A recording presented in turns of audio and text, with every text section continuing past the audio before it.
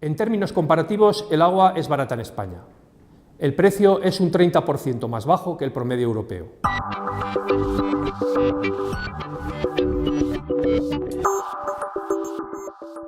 El agua en España, las tarifas, se establecen en base a dos partes, una fija, que nos permite conectarnos, y una variable, que lo que hace es ir penalizando el consumo. Cuanto más consumimos, más nos cobra. Pero además del precio que pagamos por el agua que consumimos, en la factura del agua nos vamos a encontrar otras partidas. Nos vamos a encontrar una partida que va a ser el pago por el saneamiento y depuración, y otra partida que va a ser todo el tipo de impuestos y tributos, que puede ser desde el IVA hasta una serie de impuestos y cánones locales y autonómicos.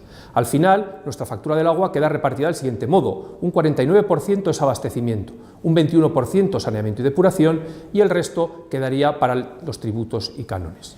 La Directiva Europea de Aguas lo que establece es que el precio del agua debe fijarse de acuerdo con los costes necesarios para su provisión a los ciudadanos. ¿Esto qué provocará? Pues provocará que las diferencias de precios entre municipios deberán corresponderse con esa diferencia en costes para obtener el agua. En concreto, por ejemplo, es normal que en las ciudades insulares o del este y sur de la península el agua sea más cara que en las del norte.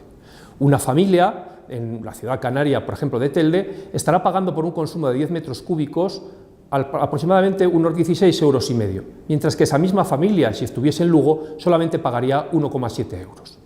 Al final, ¿de qué dependen esos costes? Fundamentalmente, que haya más o menos costes va a depender de dos cuestiones: factores geoclimáticos, como la altitud o las precipitaciones, que obviamente condicionan la disponibilidad de agua, y en segundo lugar, de la estructura urbana.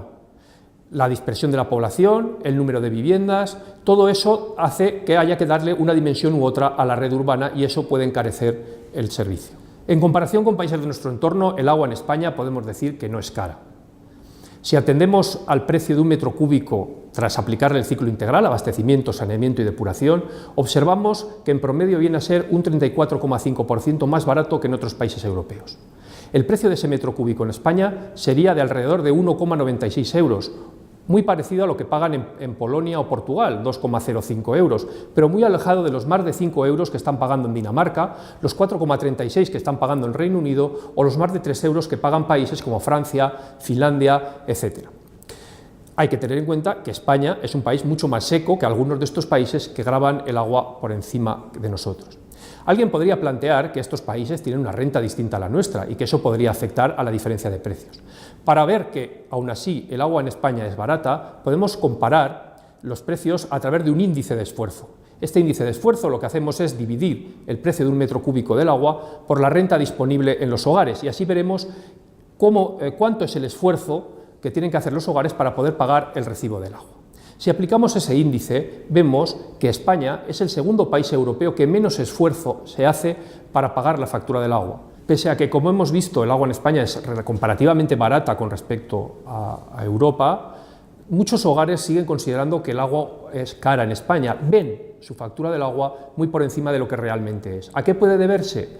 Pues se puede deber a una serie de factores. Uno ya lo hemos comentado previamente, y es que en nuestro recibo del agua no solo nos cobran el agua que consumimos, sino que nos están cobrando muchas otras cosas. Como hemos dicho, hay cuotas de saneamiento, cuotas de depuración, hay una serie de cuotas ligadas a las redes, como puede ser el alquiler de contadores.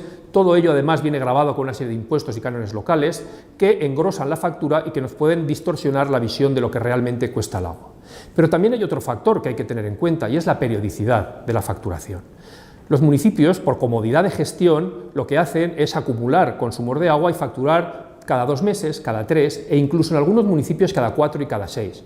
¿Qué sucede? Que cuanto mayor es el periodo de facturación, mayor es el consumo acumulado, mayor es la factura que pagamos y mayor es la percepción de caro que tenemos. Y además, un tercer factor a tener en cuenta es que también, por comodidad de gestión, muchos municipios incluyen algo que no tiene nada que ver con el agua en el recibo del agua, y es la tasa por la recogida de residuos sólidos, y eso nos incrementa ese recibo que asociamos comúnmente como recibo del agua.